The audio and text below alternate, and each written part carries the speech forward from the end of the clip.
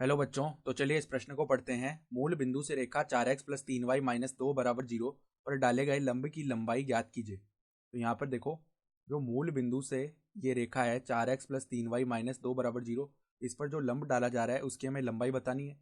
तो प्रश्न में आगे बढ़ने से पहले इस प्रश्न से संबंधित जो मुख्य अवधारणा है उसकी हम चर्चा कर लेते हैं। तो देखो, मुख्य अवधारणा बिंदु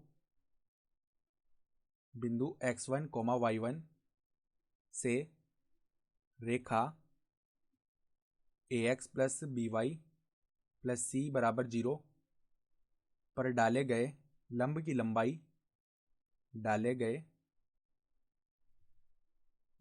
लंबाई यदि d हो, तो यहाँ से देखो d का मान क्या आता है। तो d बराबर में मापांक ax1 प्लस by1 प्लस सी बट्टा में वर्गमूल के अंदर a square plus b square, ये आता है। पहले हम क्या करते हैं, उस रेखा के अंदर वो बिंदु के निर्देशांक रख देते हैं, उसका मापांक ले लेते हैं और बट्टा में वर्गमूल जो x का गुणांक है उसका वर्ग प्लस में जो y का गुणांक है उसका वर्ग, ये कर देंगे। तो यहाँ से देखो हमारे पास में ये जो मूल बिंदु है इसके निर्देशांक क्या हो जाएंगे, 0,0। ठीक है, तो देखो मूल बिंदु अर्थात 0,0 से रेखा 4x प्लस 3y माइनस 2 बराबर 0 पर डाले गए लंब की लंबाई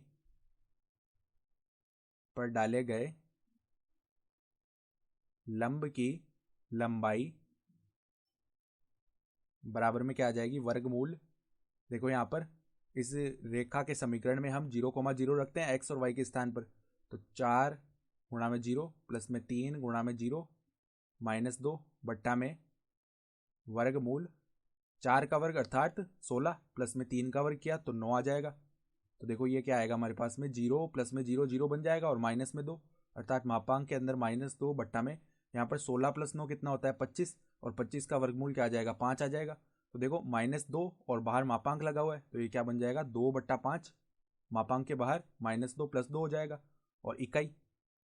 तो जो अभिष्ट दूरी है वो कितनी आ जाएगी, 2/5 इकाई। और यही हमारा क्या हो जाएगा, उत्तर भी हो जाएगा। तो आशा करता हूँ कि आपको यह प्रश्न समझ में आया होगा। धन्यवाद।